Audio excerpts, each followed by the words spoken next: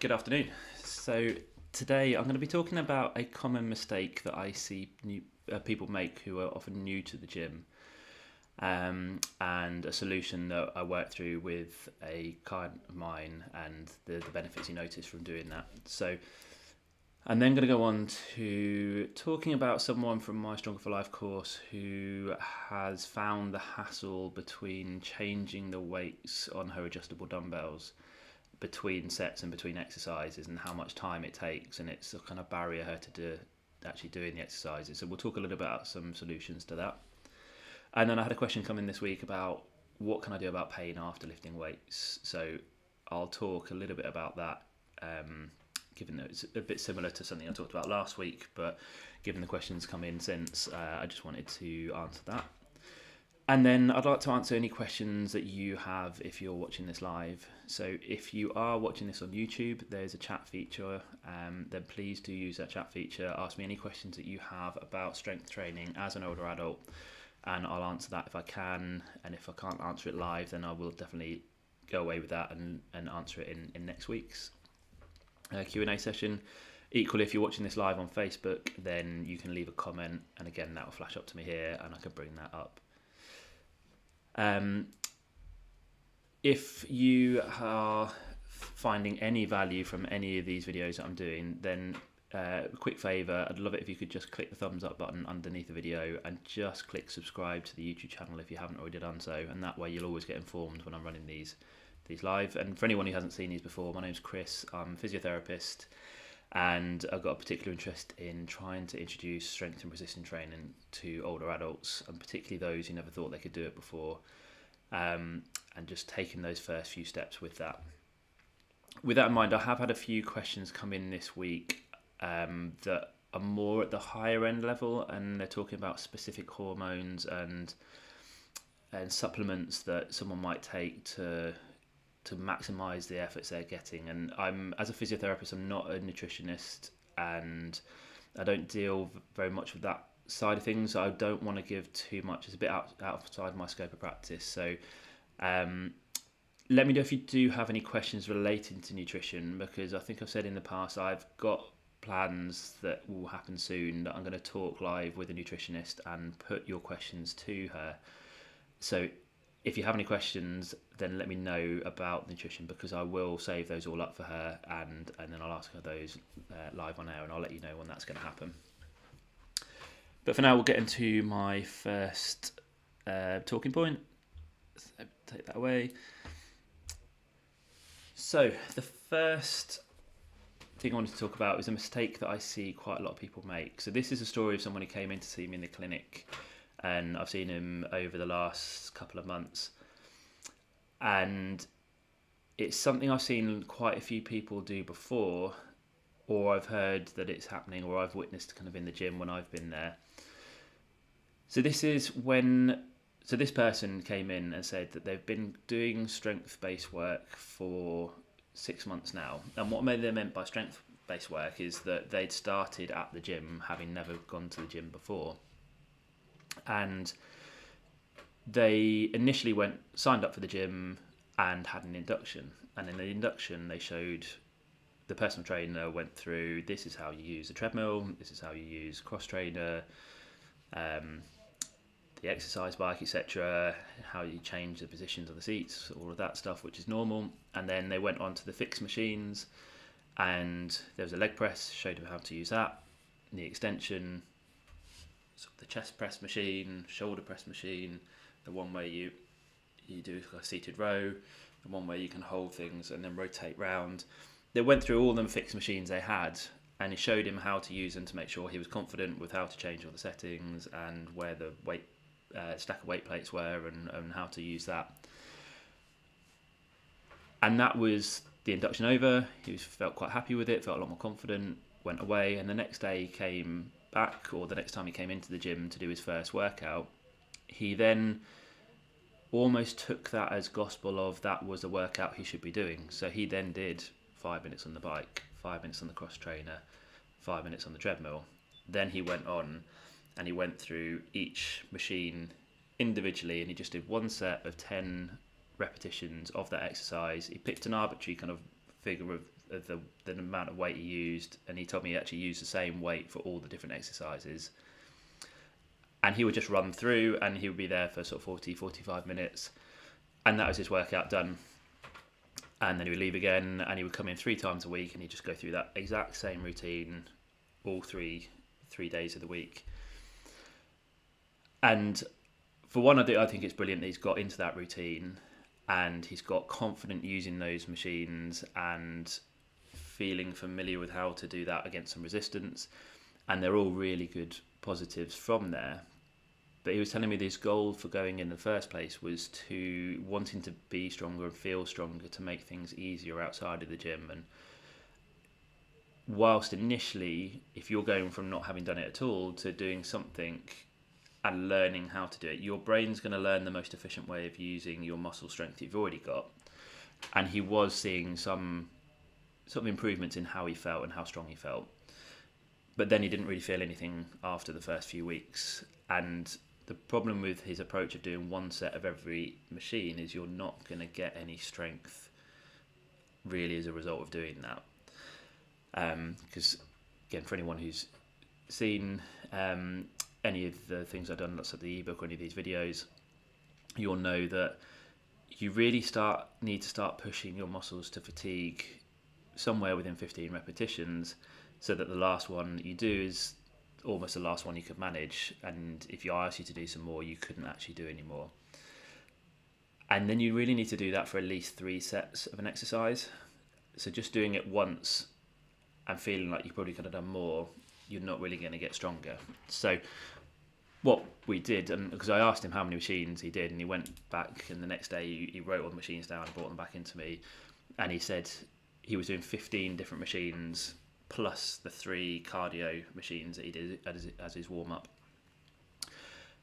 So given he went 3 times a week, what we did is we took the 15 weights machines that he used, and on the Monday, because he did Monday, Wednesday, Friday, so the Monday we just picked 5 of them.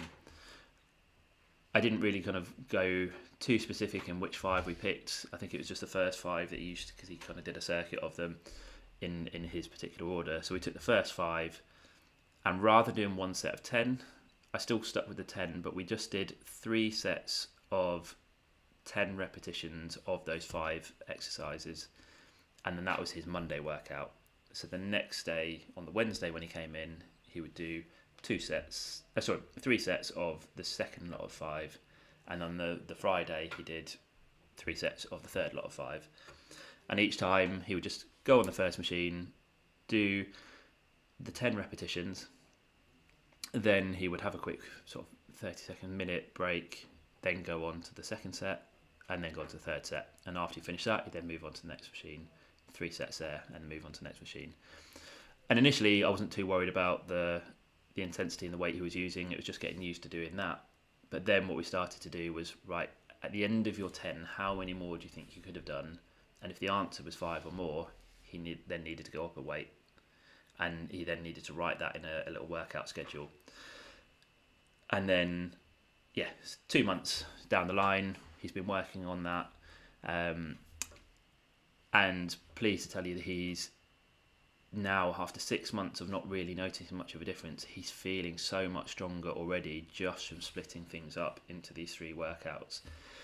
And he's also got a lot of motivation from writing it down and seeing the numbers that he lifted, so that actually if he looks back at a month ago versus today, he can see the number rising, and he's finding that really motivating, and it's kind of given him more of a kind of goal of how much he could lift, and he never thought that would be possible. And so just wanted to, if you are watching and you're someone who does a similar type of thing, and you tend to just go to the gym and you're using lots of machines and you're only doing 1 or 2 sets on them, and you're not really thinking much about the weight, then I'm hoping this has helped you. But if it's not you, because a lot of people watching this now will probably, if you've watched a few of these, you'll have known that that's probably what the approach I would have said. But you might recognise this in someone else, or someone else you've seen at the gym, or a friend you've heard talk about the gym. So if you have, then please do share this video with them, and just to give them a bit of an idea and a bit of guidance on, actually, if you are looking to build strength, this is kind of the best way to do it. obviously I've talked about fixed machines here because that's what he came in with. I tend to favour the compound lifts and the functional movement patterns because you're using free weights and adding a little bit of balance into it as you're using them, and you're using multiple muscle groups at the same time. However, the fixed machines are still absolutely great. So I didn't want to change too much. He was already familiar with the exercises, so there's no point kind of suddenly let's scrap all that and bring in a load of totally new things. At some point I'll start to add in some of those compound lifts with him as he feels more confident. But it's up to you. If you feel safer and you feel more confident with the machines, that's a great place to start. If you feel like you're up for a bit more of a challenge, and often if you're using stuff at home, you won't have the fixed machine, so then that's where the free weights come into play. But if you are looking to learn a little bit more about that, then I do have a completely free ebook that will guide you through the process of building your 12-week strength training program around your current ability levels. So that will kind of guide you with the exercise selection and putting together that kind of program. So if that is of interest to you, then it's nevertoooldtolift.com/start-here, but I have put the link to that in the description below.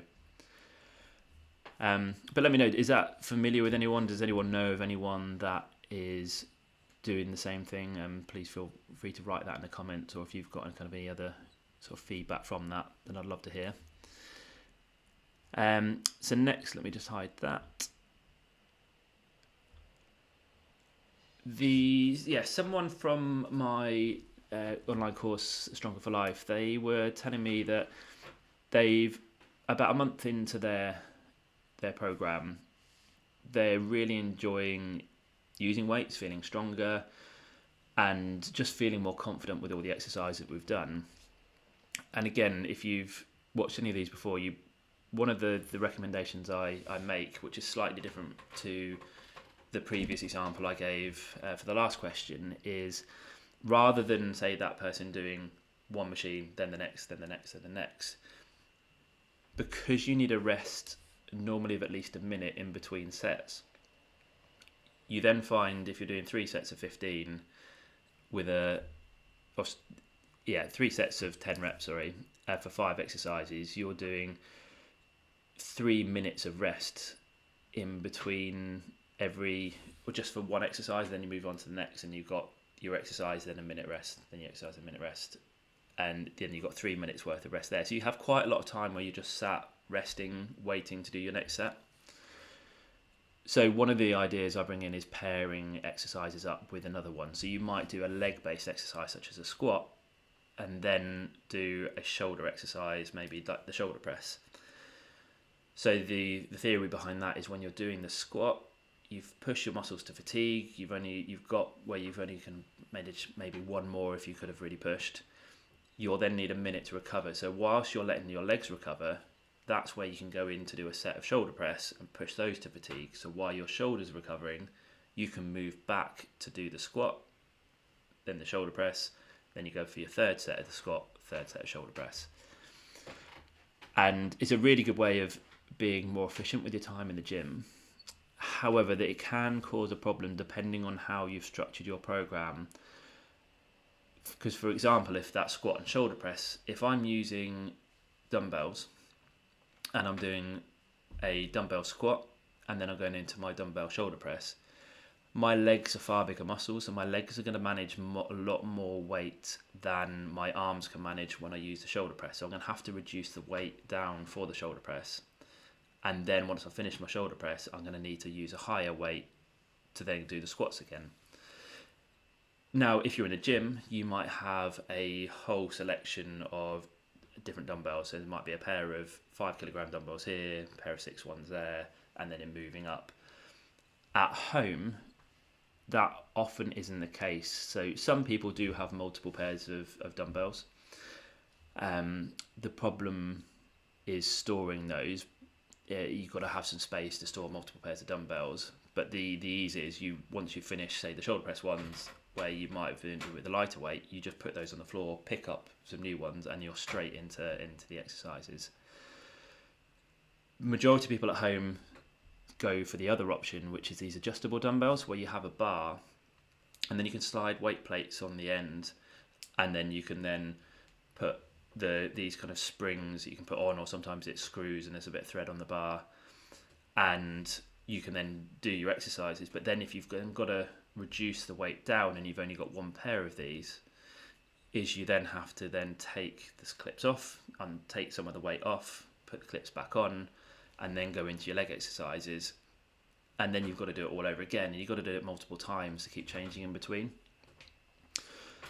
So there's a couple of solutions I gave to her. So one of them is you can start to, some of the exercises that I recommend anyway, particularly at home, you might use something like a resistance band for one of them. So it might be that actually, if you're using dumbbells for the two exercises, for the shoulder press and squat, I actually kind of separate those out, and I might do squat and I might do the trunk rotations where I'm pulling against the band, and then I do the shoulder press, and then I might do the seated rows. So I can do all three sets of my squat with the same weight, or maybe even increase the weight if I need to make it more challenging, but I don't have to keep swapping in between, because my other exercise is resistance band. And then when I move on to the second pair, then I might take the time to reduce the weight down so I can find the appropriate weight for my shoulder press, and then I pair it together again with a resistance band exercise. So you're then saving the time in between. One of them, these adjustable dumbbells aren't too expensive.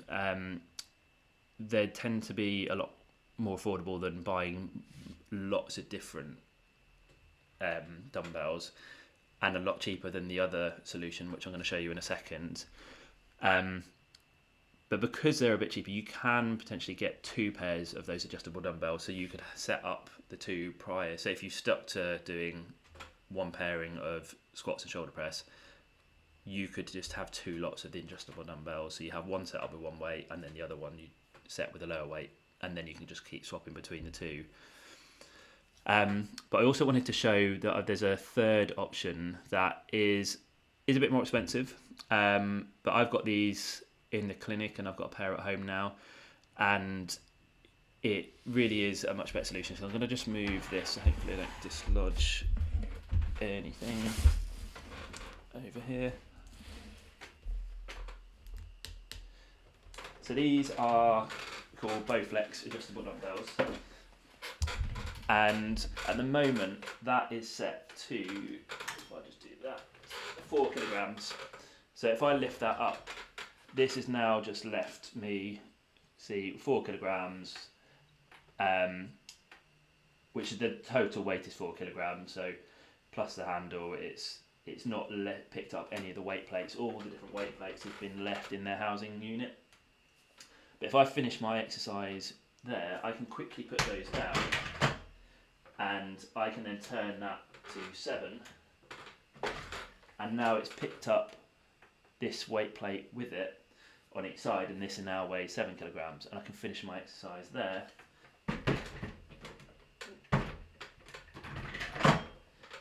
And I might turn that a couple of times, and that's now 11 kilograms. And then put that back in there, and then I could very quickly go back to the original 4. And that goes all the way from 4 up to 41 kilograms on this one. There is a smaller option that I can't remember exactly what it goes to, but I think it's closer to 30 kilograms or maybe even 25. And this one, it goes up in increments of, so it's 4 kilograms and 7, so increments of 3 kilograms there. Then it's 7 to 9, so 2 kilograms, 9 to 11, 11 to 14. So it's basically, it's either going to be an increment of 2 or an increment of 3. But they're brilliant. You can see they all fit nice and neatly in this housing unit, so I don't need huge amounts of space to store those. They just stay in sort of the same corner I've got them in, whereas if I had lots of individual dumbbells, I'd need loads. And equally, if I have the ones with the weight plates, you end up having a load of weight plates stacked up in different corners for the ones that aren't on the bar. So let me just bring this back.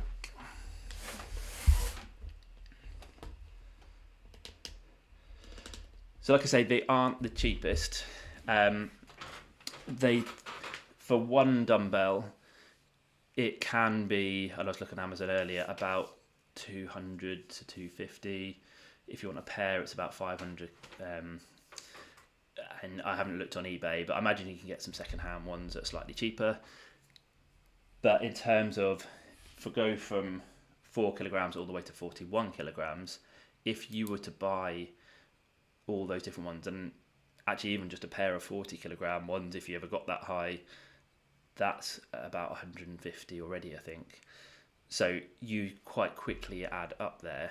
But if it just takes some of the friction away of finding that you're not, because what happened with this lady, she said that she found that she just couldn't be bothered to change the weights with her normal adjustable dumbbells, so she would just keep it the same, and it would be a challenge for her shoulders, but her legs never really got much of a workout. But she just felt, at least I'm doing something.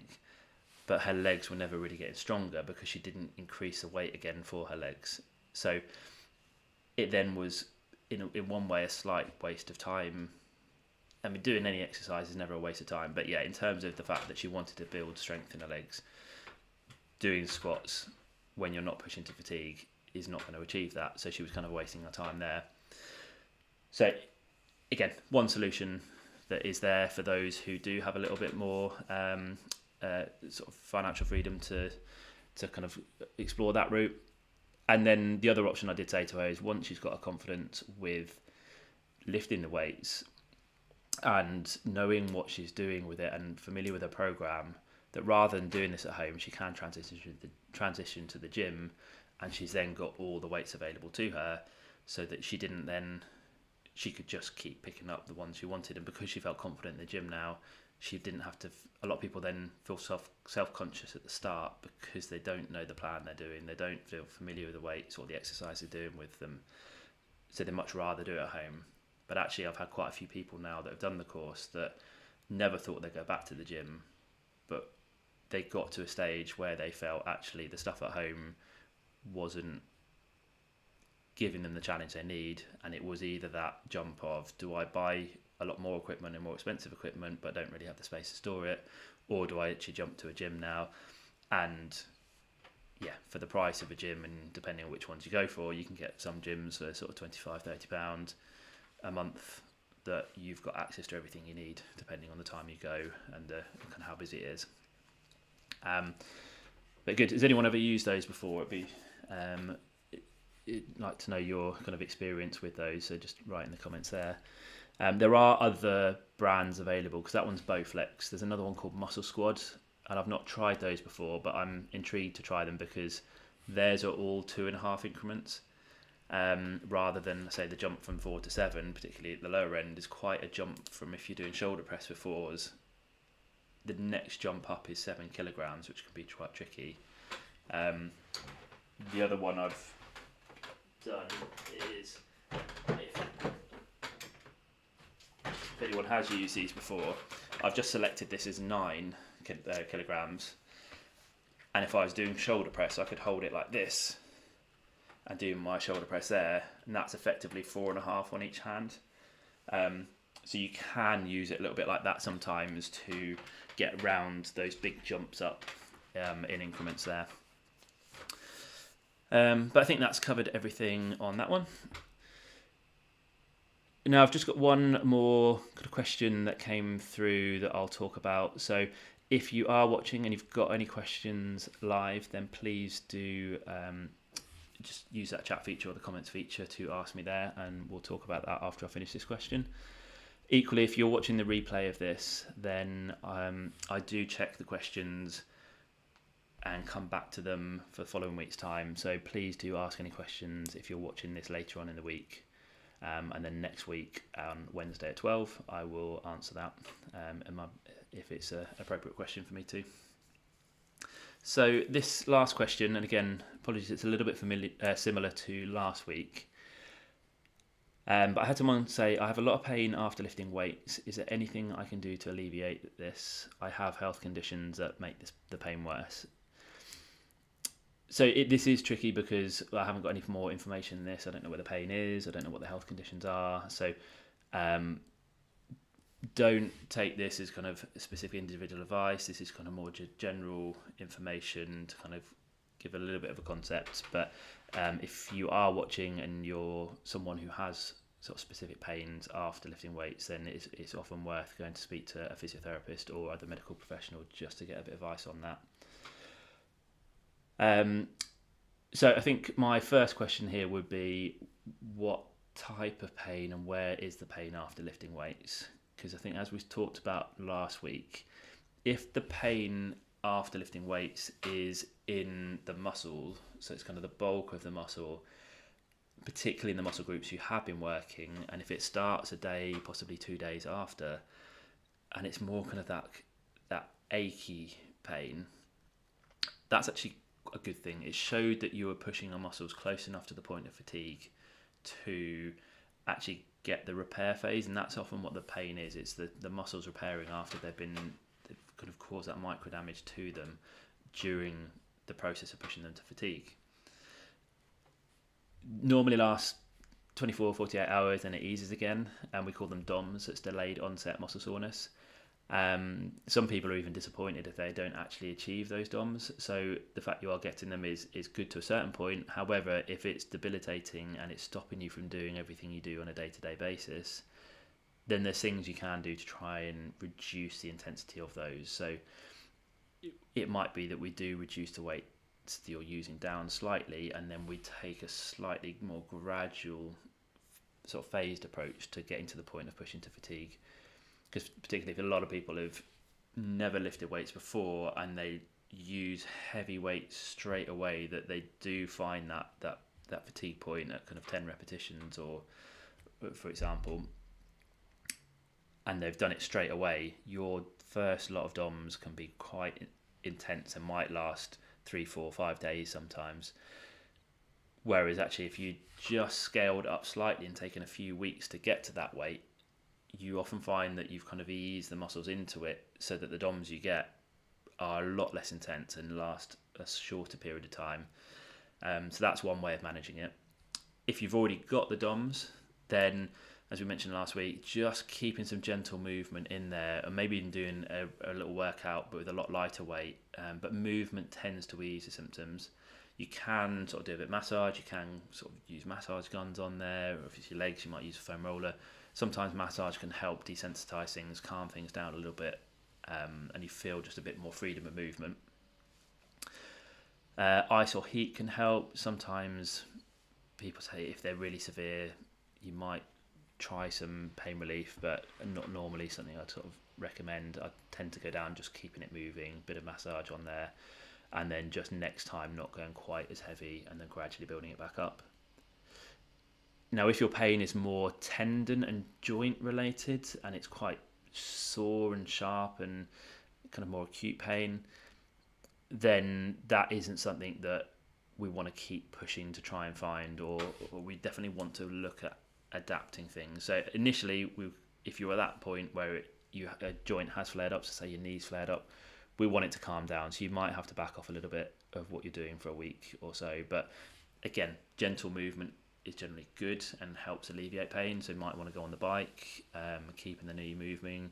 If you can do some body weight squats and they feel fine, do those, or just reduce the weight significantly. Just you're doing the bare minimum to keep things moving whilst letting things calm down. And then once it's calmed down, you might then start to gradually increase the weights a bit more. But what we often want to do is actually adapt the exercise you're doing. So squatting, if you're doing a deep squat to the floor, or not to the floor, but you're kind of going all the way to parallel and back up with a heavy weight, you might only go half that depth, and that often takes a lot of stress off the knees, but you're still loading the quads. And then because you're going through a shallower range of motion, you can actually use a lot heavier weight and really load the quads, and that strength you get in the quads then tends to shield the knee from the forces of doing a deeper squat. So later on you can take the weight back off and start to venture into deeper squats.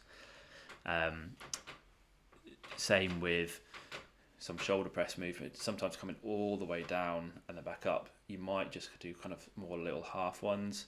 Same with bench press. There's lots of different ways you can kind of change the depth of the movement. you might change the speed. So rather than doing it really quickly, you just take it a little bit slower. Sometimes you can change the angle of things you're doing, so you can squat maybe with a weighted vest and then hold on to a TRX system. So I won't go into too much here, but it changes the mechanics of the knee and puts a little bit less pressure through the knee. Again, it's difficult with your second sentence of saying I have health conditions that make the pain worse.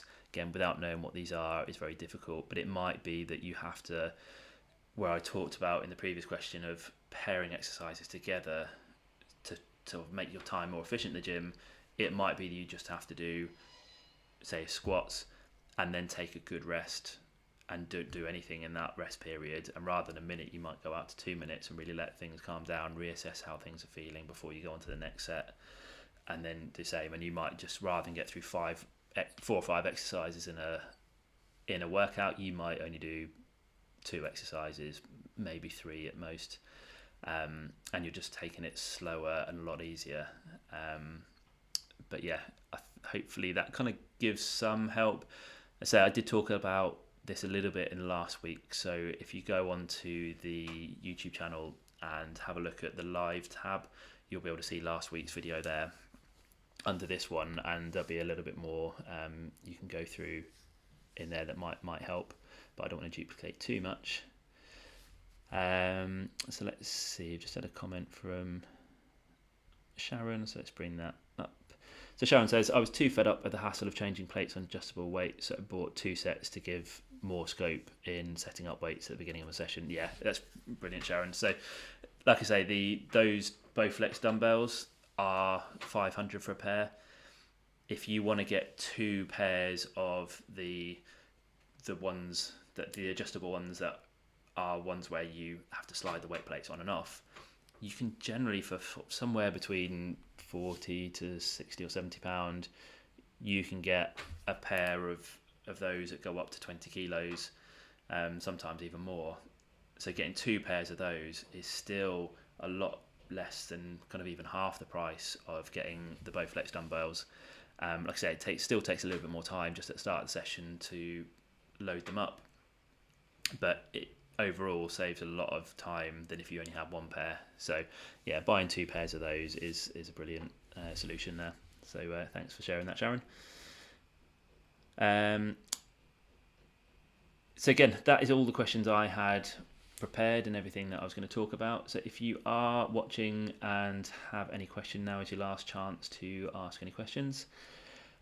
As a bit of a reminder, whilst I'm just waiting to see if anything comes through, if you are interested in that ebook, it's nevertooldtolift.com /start-here. So nevertooldtolift.com/start-here. That link's in the description.